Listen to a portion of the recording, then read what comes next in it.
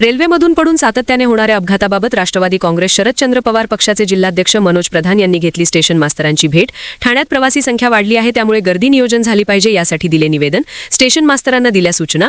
2 दिवसांपूर्वी 12वीच्या परीक्षेला जाताना एका मुलाचा रेल्वेमधून पडून झाला होता मृत्यू। रेल्वे परिस्थिती सुधारण्याची मागणी। परीक्षा काळात विद्यार्थ्यांसाठी वेगळा डब्बा रेल्वेमध्ये असावा अशीही मागणी करण्यात आली।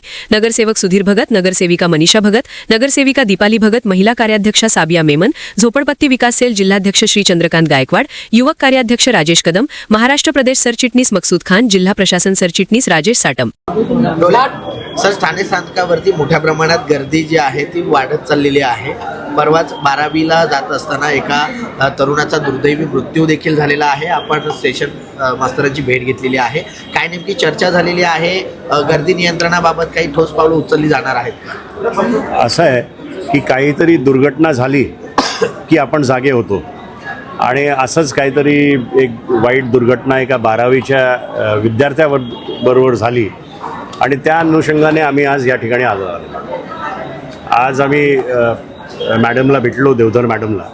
त्यांचं म्हणणं असं आहे की ठाण्या स्टेशनवरनं किमान 10 लाख लोक रोजचे अपडाऊन करत आहेत। एवढा ताण या ठाणे स्टेशनवर आहे। आम्ही काही सुचाव त्यांना दिलेले आहेत। मुंब्रा असेल, कळवा असेल, दिवा असेल आणि ठाणा, तर ह्या 4 स्टेशनला ज्या गैरसोयी आहेत आणि जे ॲक्सिडेंट्स होत आहेत त्या संदर्भात काही सेफ्टी प्रिकॉशन्स काय घेतल्या पाहिजेत ह्या संबंधात चर्चा करायला आज आम्ही या ठिकाणी आलो। तुम्हाला सांगायचं तर मागच्या वर्षी फक्त ह्या ठाणे स्टेशनवर 287 डेथ्स, या ठाण्याच्या ह्याच्या 287 एका वर्षात, आणि या सेंट्रल लाईनमध्ये 2170 डेथ्स, म्हणजे सरासरी रोजचे 7 मृत्यू या सेंट्रल लाईनवर झालेले आहेत। मला असं वाटतं की हे अतिशय दुर्दैवी आहे।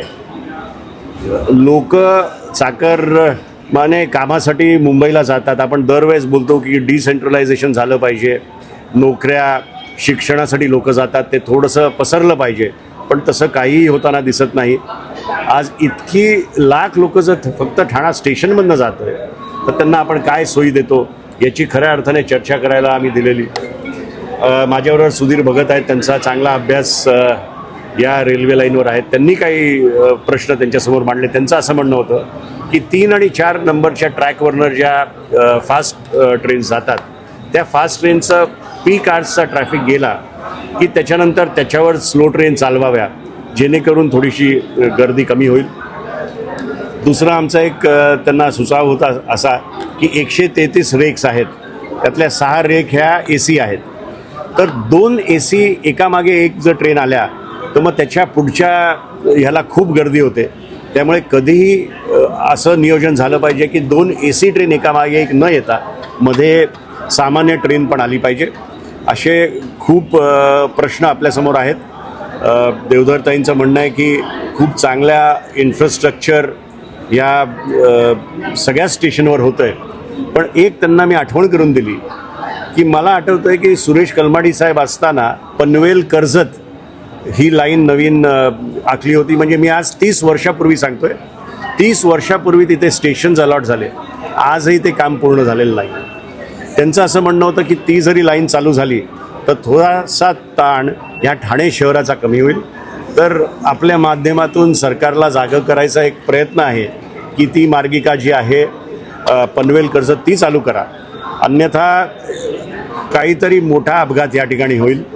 मुंब्राचं जर परिस्थिती अशी आहे की सगळीकडची लोक ही मुंब्र्यालाच येतात ट्रेन पकडायला, आणि तुर्ब्यापासून म्हणा किंवा कुठनंही शिळफाट्यापासून, त्यामुळे मुंब्रा स्टेशनलाही तिकडनं ट्रेन सोडायची काय सुविधा करता येईल ते बघा।